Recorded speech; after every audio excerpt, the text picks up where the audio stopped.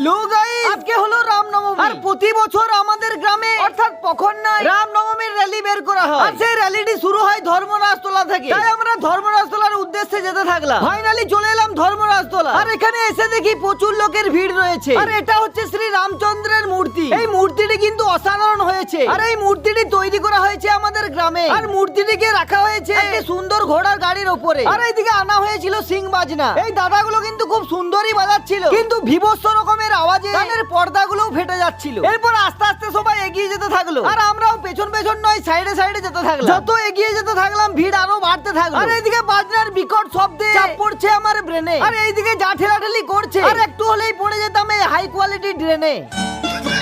তবে ভিড়ের কথা কি আর বলবো, প্রথম পাটা ফেলার পর দ্বিতীয় পাটা কোথায় যে ফেলবো খুঁজে পাচ্ছি না। তবু কিন্তু কষ্ট হচ্ছে না মনে, কারণ এই সারা ফুটেজ দেখা যাবে হাই কোয়ালিটি ড্রোনে। এইদিকে আমাদের ধোয়া বেরিয়ে যাচ্ছে, আর কিছু ছেলে কালারিং ধোয়া বার করছে। এরপর ধোয়া খেতে খেতে আরো এগিয়ে গেলাম। আর এইদিকে কিছু ছেলে ফ্ল্যাগ গুলি এমন ঘোরাচ্ছে, মাথায় পেলেই মাথা যাবে ফেটে। তাই একটু সাবধানে থাকতে হবে, নাহলে ভর্তি হতে হবে হসপিটালের বেডে।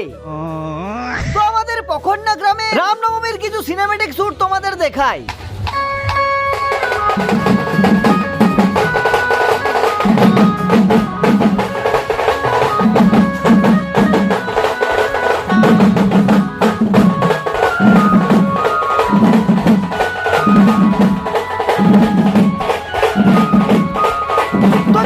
আজকের মতো যাই, চলো টাটা বাই বাই। আর ভিডিওটা কেমন লাগলো অবশ্যই কমেন্ট বক্সে জানিও। আমার তরফ থেকে সকলকে জানাই রামনবমীর শুভেচ্ছা ও ভালোবাসা।